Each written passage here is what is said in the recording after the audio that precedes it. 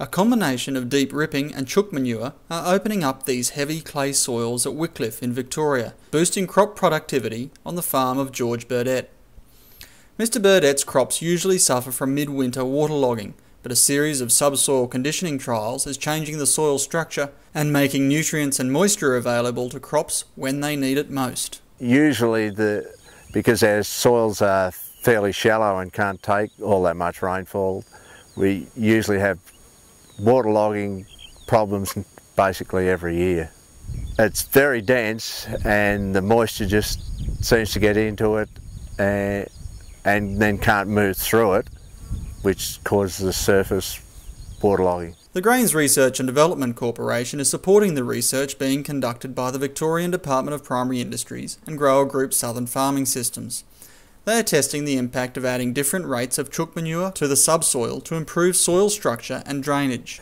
Yeah, what we're trying to achieve is to even out the soil types through the subsoil manuring, which will let the roots penetrate into the heavier subsoil conditions, and therefore they'll be growing more evenly and won't dry out in the poorer areas in the springtime. By applying the chook manure, we're obviously getting more nutrients through the nutrients that are in the chook manure, but I think this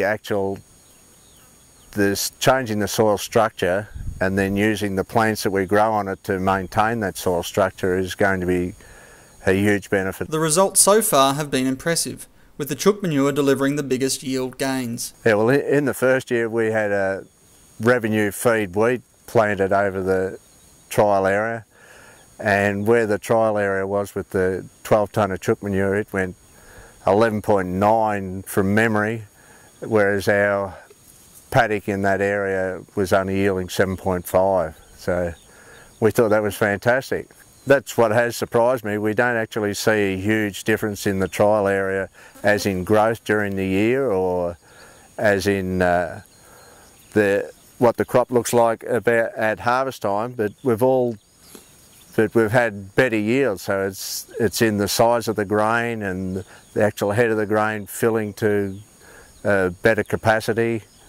Whether it's 100% capacity yet or not, I don't know, but fills better and we end up with the better yields, so very encouraging. As part of the ongoing trials, Mr. Burdett is now testing the performance of faba beans under the changed soil conditions. Well, I expect there to be a better difference in faba bean yield through where the ripping has been, just by accessing more moisture for the beans, because we're having a slightly drier finish to this season, so the more moisture to finish off the beans or any crop in the area will be a great advantage. In the following year's crop next year, which will probably be canola, we expect to see a difference in the nutrient uptake, or the nitrogen uptake, over the trial area, because we believe that the beans will have put more nitrogen in there, and of course there should be some residual effect as well from the chook manure.